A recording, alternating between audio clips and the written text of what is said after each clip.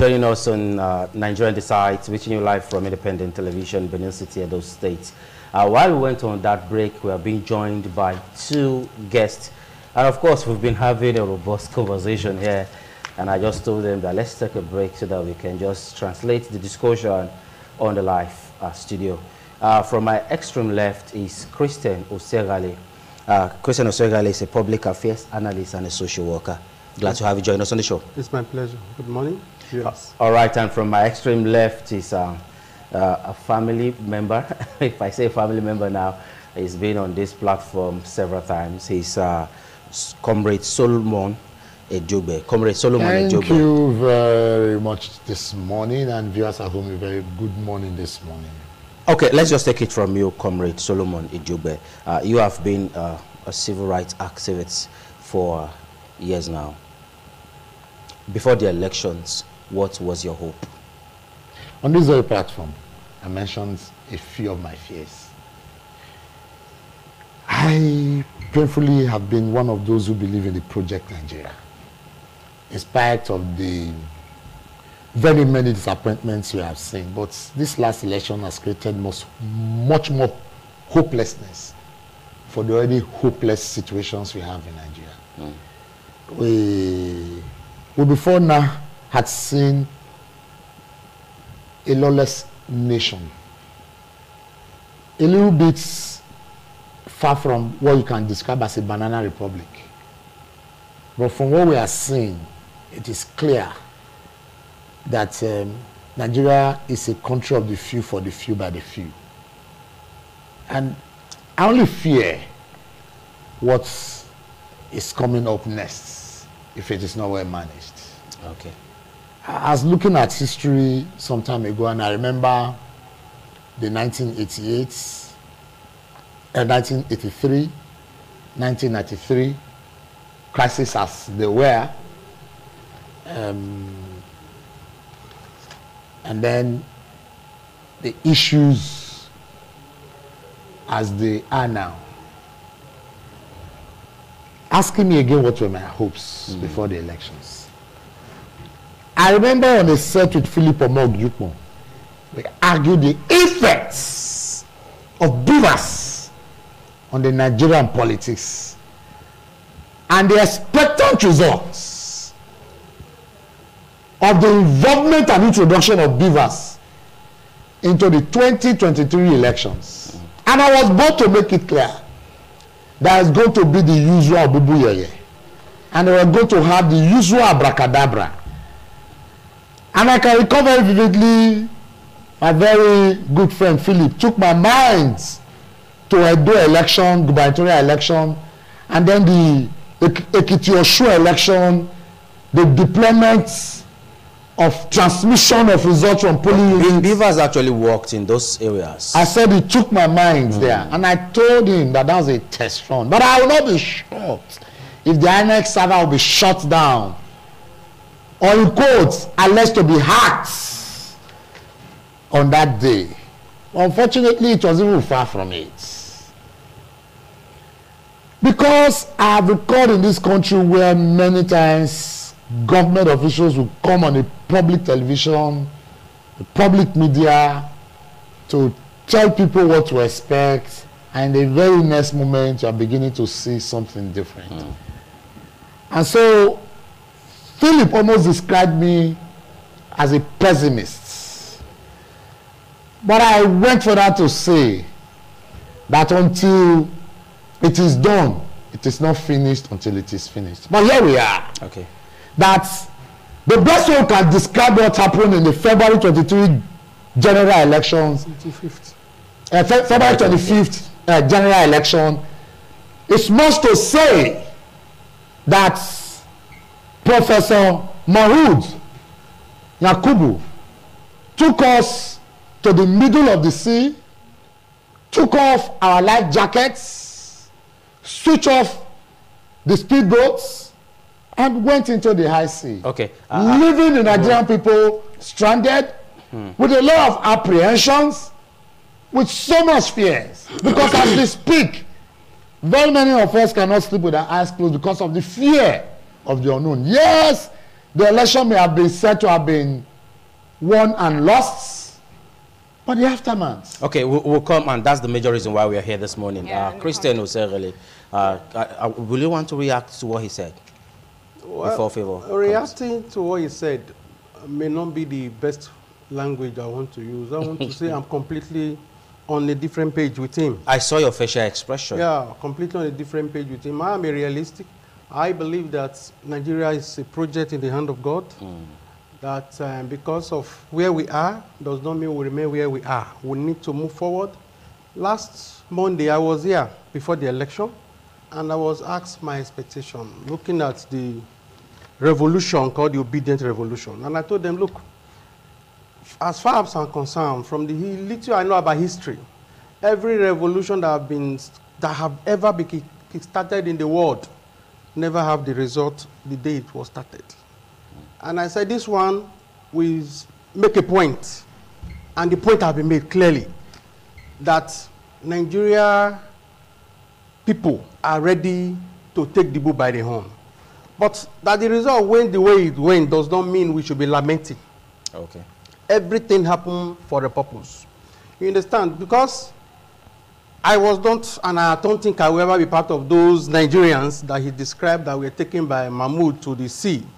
I was not part of those one. The group I belong to are those groups that believe that Mahmoud have taken us to a point where we begin to move forward from where we are. But some political parties have expressed displeasure over yes, the results. You see, as far as I'm concerned, there is never election in the history of Nigeria that has not been contested.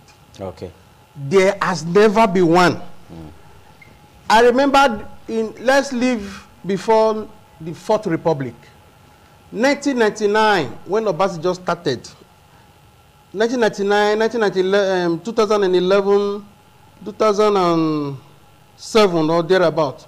That was where we have electoral turnout of, we say maybe 70%.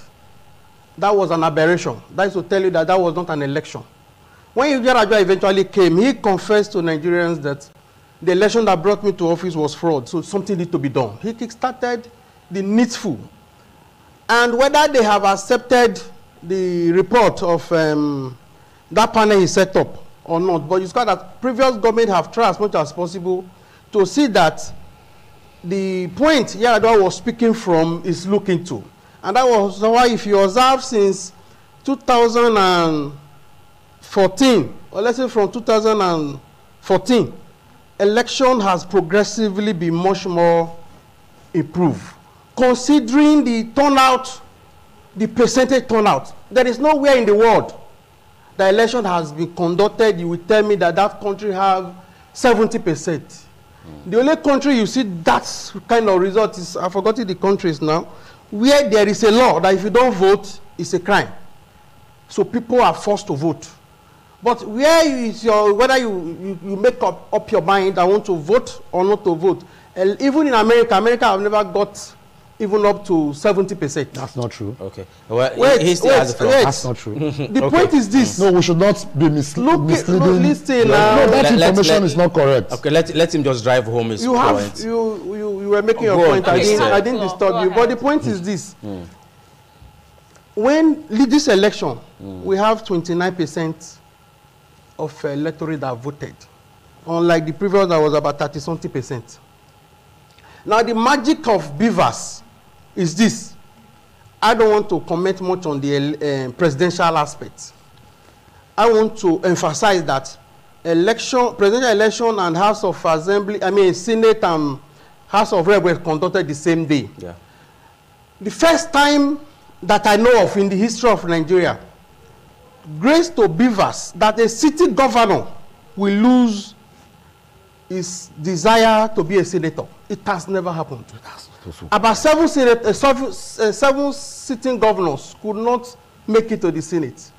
A lot of people that were even there before lost out. You know why? The law of beavers is saying that if you are not captured by beavers, you cannot vote. So the era of incidence form has been completely eradicated. But we saw cases where ad hoc INEC staff were literally tampering Those one without those ones were part of the numbers that is the point.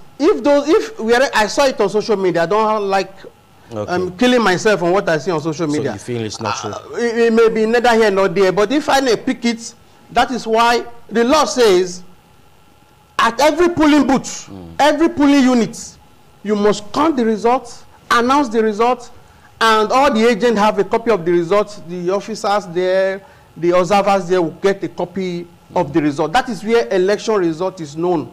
At the polling unit. At the polling unit. Now, I said they will transfer from that result from the polling unit. Now, some people are saying, INEC did not transfer actually.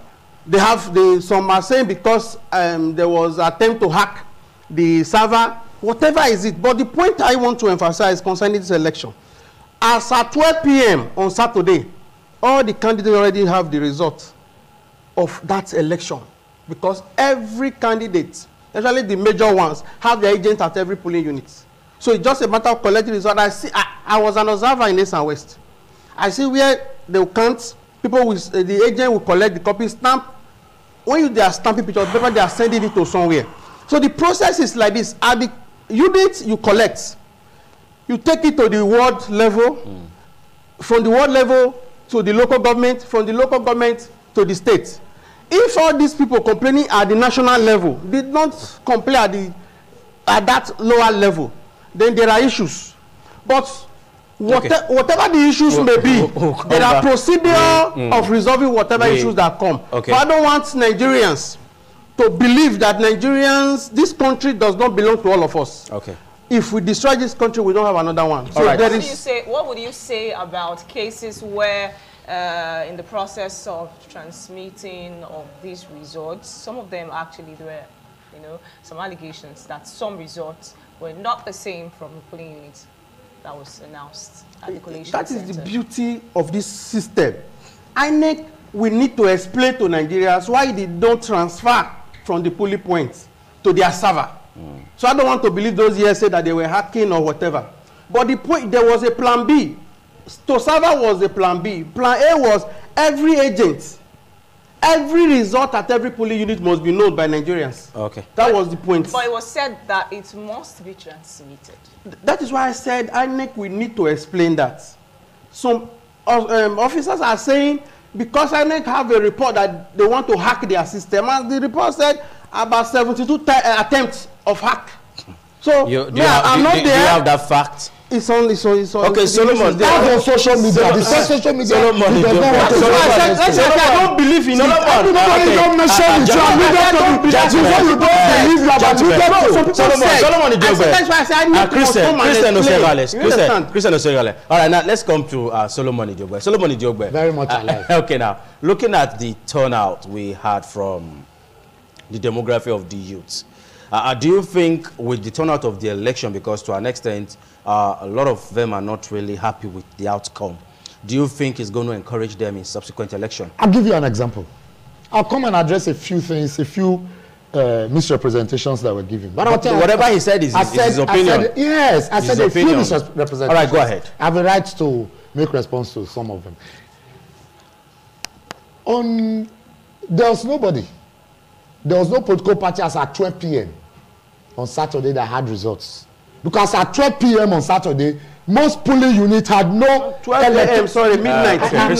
Midnight. He has the floor now. Midnight. Go on. You see, because as at 12 p.m., most of the polling units hadn't electoral materials. So, but that's on the one side. At about 7 a.m. that Saturday morning, as coming from Sapler Road, I'm giving you massive turnouts. For example, at about Santana markets, I saw a man and a woman flagging me down and appealing to be assisted. Well, I was alone. I parked and they came and they were begging anywhere. I said, where are you people going? Where are you coming from? They said they are coming from Oka. You know where Oka is? After bypass. Sapler Road bypass. Sapler Road, after bypass. Going towards Ologbo. Where are you people going? He said they were going to First Circular to go and cast votes. Wow. said, wow. And as we enter, we were discussing. I said, the man said, look, for last 2 elections, they didn't vote, but this one, they want to go and vote for Peter Obi. I don't know if you get my, and I said, so how have you put? He said, they've been tracking since before dawn. Now, at about 10, 11, around New Era, I'm giving you real facts. I was driving past. I saw people gathered, an elderly woman. She was shaking with her walking stick, her walking aid. And then I parked. Because the rule was that at the polling units, you must attend to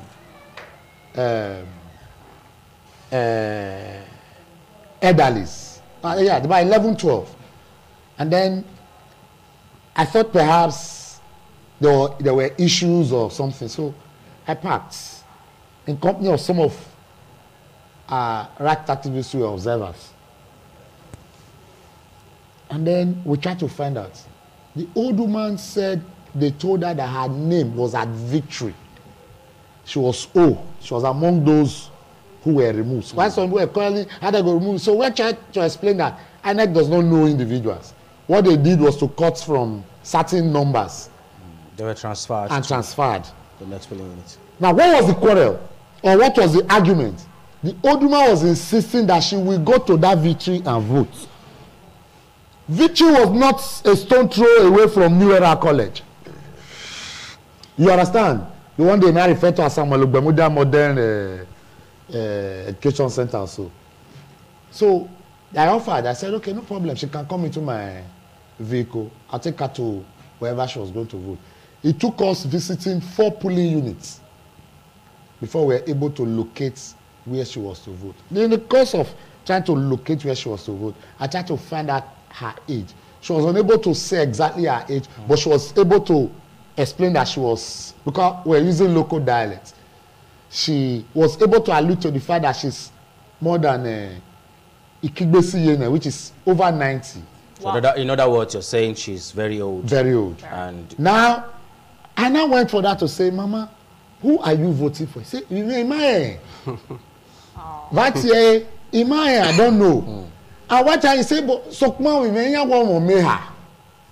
Meaning they said he has 3 children. It is that one I want to vote for. The one that has 3 children. At her age, you can understand. At her age, she could come out. And in the end, people at the polling units were the ones who had she didn't even know her address. She could not describe her house. People described her address and we went to drop her at home. Even when we got to her street, she was not counting. But because they've given us a discussion, we were standing in between 2-3 houses and saying that. So how will the outcome affect subsequent election? No, the outcome, because of people like that now who went out to cast their vote, and in the end they feel robbed. You think they want to come out? People who tried all the way from Oka to Fancy Circular to cast their vote, you think you have encouraged them? Or an elderly woman over 90 years who left her home with a walking aid to cast her vote, and in the end you think she will be encouraged? No. I, Solomon Idebe, is not even encouraged enough to even want to say, I am sure I will come out in the next election. Now, that's to tell you the danger in what has been done. It's enough for you to laugh, because you are not seeing the bigger picture. That evils you make more evils than you have made. Okay. Now, not trying to incite violence on the mind of people. That, of course, we are not going to permit that on this platform. That the actions of INEC, let me remind my brother here, if he missed it, that should recall his mind, that the Electoral Act says that INEC shall transmit. It's an obligation. INEC shall, at polling unit, transmit results. It didn't say with discretionally. But let me take your mind back now. You go on. The Senate President Ahmed Lawan recently said that it was not part. It's a different. It wasn't part of what. No, it's a different. Don't forget it was a presidential. It wasn't approved. No, he's not. The law is not for him to interpret. He's a lawmaker. I'm an activist. We all contributed to the fact that the Electoral Act should be amended to. In fact, when the issue of the Electoral Act amendment came, on the first foot drag of Mr. President on refusal to assent to the Electoral Act, on the guise of that those who were political appointees would not be allowed to cast votes and all. We knew what it took us. Now, the issue of Ahmed Lawan. Ahmed Lawan is an interest party. Okay. Of course, his party is being alleged the winner of the presidential election. We'll come back to you, Solomon. So, no. Because if you do that, you'll be cutting. Because I'm not done with a few things I need to put. So you think the process is not going to affect the turnout next time? Very much likely. Now, because for instance, it's like someone who has gone to the markets as a businessman. You have invested money in certain products. The products are yet to be delivered. Okay. And you are asking the same businessman to put more money into the same business wherein his initial product are yet to be delivered. And so that's the way I see it. Then looking at the actions of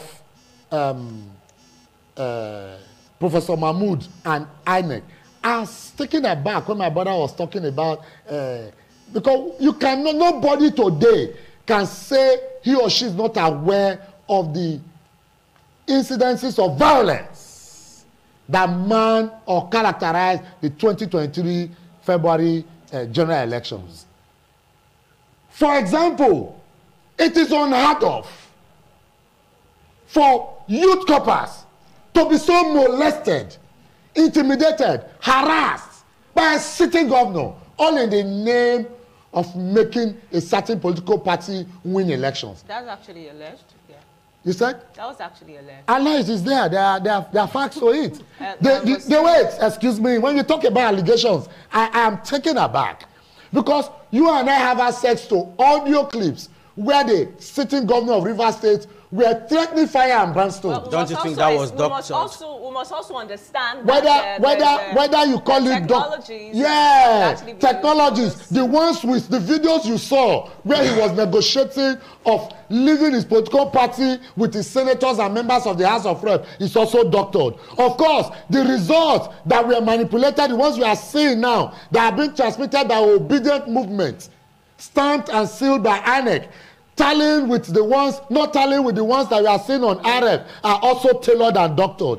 And that the readings, as it were, where you saw a certain gangster in Lagos State threatening voters that you can, if you vote here for certain political parties, we will do you A thing or we'll do you B thing, where you had police, or the ones, the video clips that came from Kogi, they were without audio, for instance, where a city local government chairman went into ballot boxes and were tearing votes belonging to certain political parties and also tailored and doctors. So these are facts that you cannot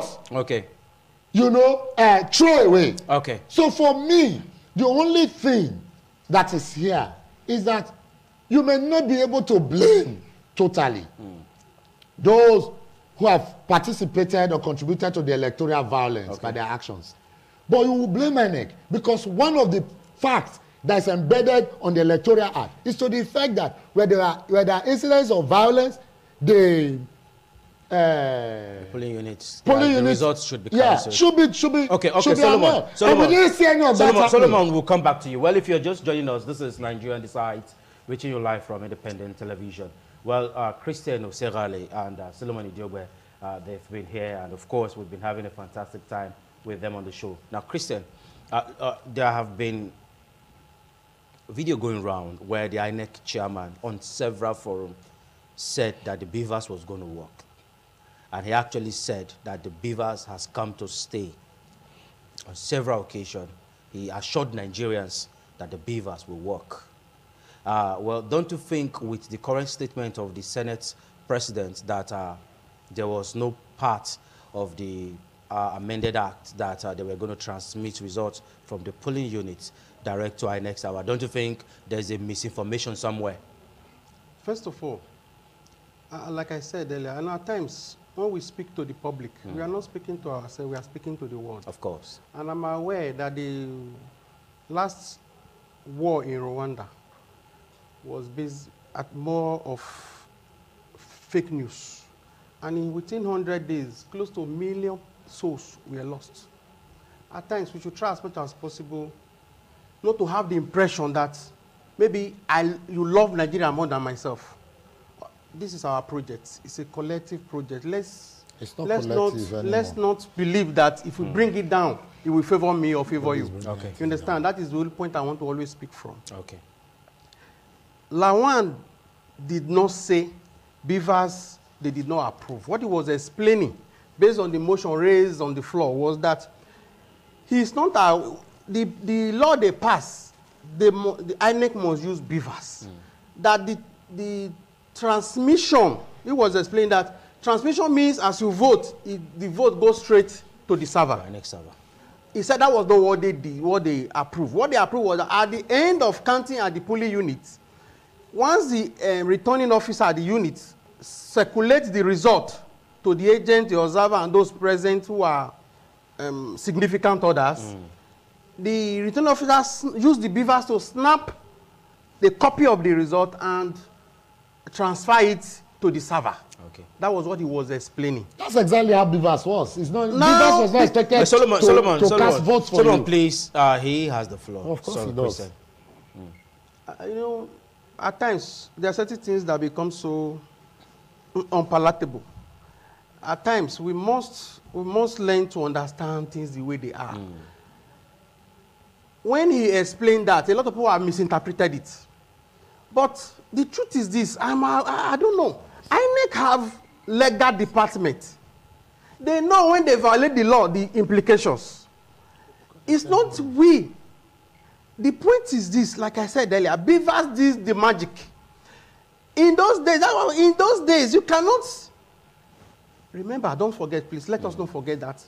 We used to observe election that they would said loads of votes are coming from the north. Look at this election. There's nothing like lorry loaded with votes. Look at the election. It simply tells you that the beavers, because when I was going around as I was monitoring, the beaver did not capture cannot vote. That is why I said where they were doing other things, it's not my headache. Now, if I'm a candidate. So are you saying such thing didn't happen? I said I don't. Where I've observed, nothing like that happened. Okay. And really, like he said, you can't take it away from the fact that the obedient movement is a phenomenon in this exercise. When you look this result, this movement, this election, is the only election in the history of Nigeria that you get this massive support without structure. Second to the one Buhari did in 2015, without structure. I mean 2011. Without structure, he came second. Now, Obi without structure, he came third. But the point is this, there are always systematic procedure in achieving whatever you want to achieve. That I don't agree with people that say all of us voted for Obi. What are the statistics that you have used, put on ground to just conclude that he must be the one that wins? Now, in between him and the winner, there's article. He has supporters. Now, if his supporters begin to grandstand now, the other one is grandstanding, the other one is grandstanding. You see, when 12 and 5, the ground will suffer. Of course, absolutely. So we need maturity in this matter. If I'm a candidate, like I said, when I say all the agents, those their results, I was talking of midnight, 12 a.m.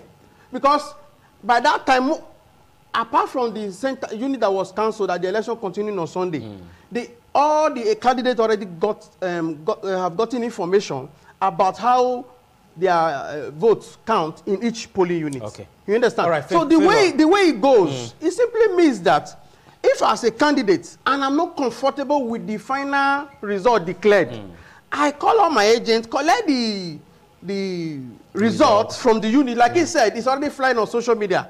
You don't need to fly on social media. You need to have it as evidence.